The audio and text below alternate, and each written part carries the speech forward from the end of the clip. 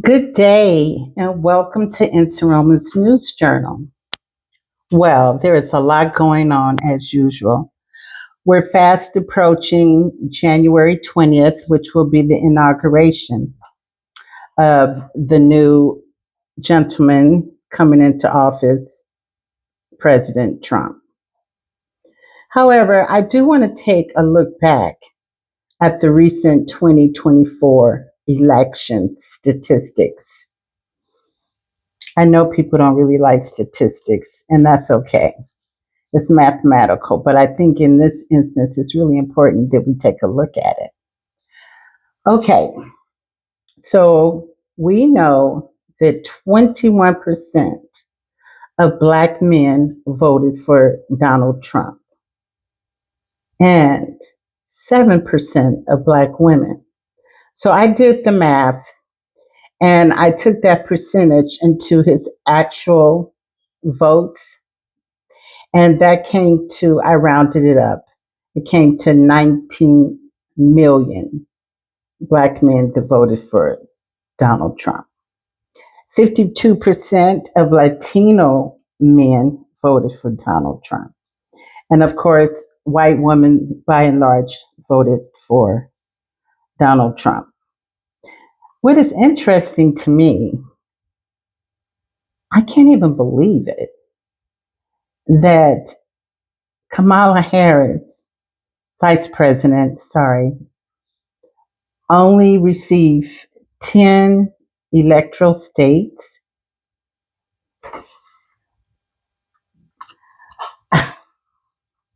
That's amazing.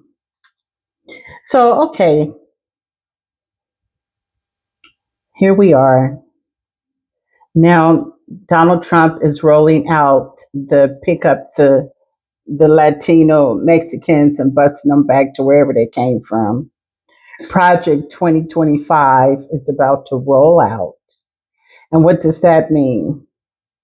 That means they're going to roll back Brown versus the Board of Education. Remember that? When separate but equal doctrine was ended, Jim Crow was ended, kind of like apartheid was ended. Well, guess what? It's coming back. It's just hard to think that on May 17th of this year was the 70th anniversary of Brown versus the Board of Education. What else is new? Well, I read the 800 pages. I kind of skimmed through it, but I did read a lot of the Project 2025.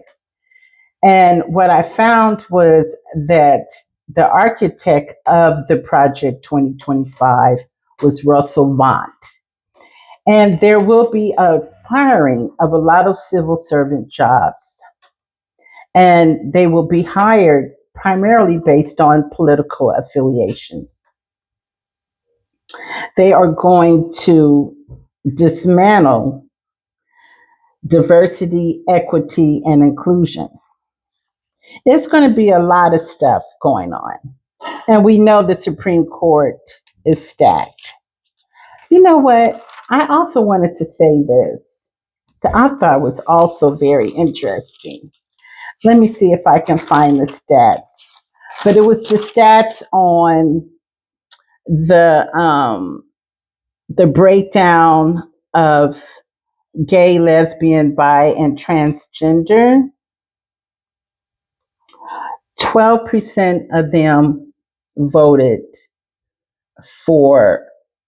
against Trump, but 55% who were not gay, lesbian, bi, or transgender voted for Trump. And so a lot of people are also saying that for the Democrats, that they felt that that was the defining factor. Also, I thought was interesting is that 59% of Catholics and 63% of Protestants voted for Trump, and 22% of Jewish people. Anyway, I just thought that was interesting. And as we, because Trump is a sexual predator. I'm not going to go too much further into that, but I do want to say that as we speak, I think it was we're in the early part of December, and I think last week the KKK was marching down the street in Oklahoma. So I want to say that all those people who didn't vote, actually, I've met some people that actually voted for Trump, and it was just mind-boggling. I mean, just based on everything that he wants to take away, freedoms. But there we are, and we will see how this spans out. And even people who were traveling or living abroad and no longer live here, but pay taxes here, I still feel like they had a civil duty to vote because a lot of African Americans laid down their lives so we could have the right to vote in this country. So at least let's not forget our ancestors. If you're living in Africa, you understand that that is one of the cultural values of Africa is to honor and worship our ancestors. So when you don't vote and you're an American citizen and you're living abroad, I think you're kind of betraying your ancestors. Nevertheless, let's move now into African news. Well, I shouldn't say, I think I should say instead, revere our ancestors. Let me not be too harsh. Okay, I love you either way. Now let's go to African news. You know what I want to talk about today? I want to talk about the African personality and African psychology because a lot of our people have moved to Africa and other places of the world and are having some difficult times. Um, and I want to say Blyden is the person who first came up with the conception of the African personality. Um, it revealed that Blyden's preoccupation was to dismiss the idea of Black inferiority and instill positive ideas about Africa and the African race. I think one of the foremost leaders of Africa that is well known today, I think, is Nelson Mandela. However, excuse me, that was my phone. However, we should not forget that Kwame Nkrumah was, to me, one of the most important men in Africa. In the sense, Ghana was like the first country to gain its independence from the British. And in doing that, he aligned himself with Mali, Guinea, and I'm not sure if it was another country to create the West African Union because Nkrumah's whole idea was that it was going to be very important for Africa to unite so that we would not be at the mercy of other colonial powers in terms of economics and infrastructure. So he called for the creation of Pan Africanism. Now today, a lot of people think that Pan Africanism is a thing of the past. I hear people that have went over there feel that I almost laugh on it, like we have too many puppets. They're never going to do that. Um, But I stand steadfast in believing that we can achieve Pan Africanism. That is a idea that with action can be realized. Um, and it will get rid of oppression if we just work hard for it.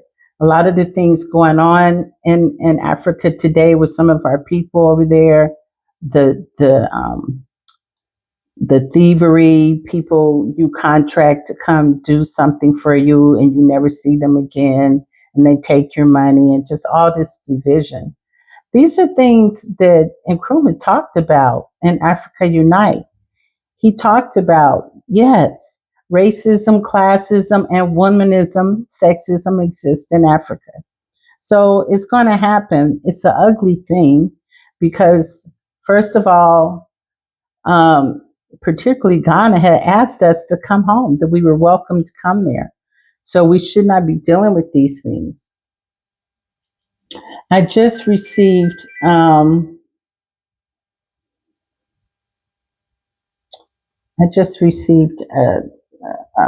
what do you call it? A YouTube that someone sent me about a young woman in Zanzibar, Tanzania, that was robbed while she was in the, I don't know if it was a motel or Airbnb room with her two children. And she literally got up and fought this man and really hurt him. I think she threw him out the window and it was blood everywhere. But now she went live and showed the room full of blood. Now this man, she didn't even know he was in there. She was on her breathing machine and dressed in her skimpy nightgown, and her children was in there. So when she woke up and seen them, she went into action. Now Zanzibar is saying, because she uploaded the video, that they wanted to take her passport. I think they're trying to say that she invited this man in, and they're making it hard for her to leave the country now.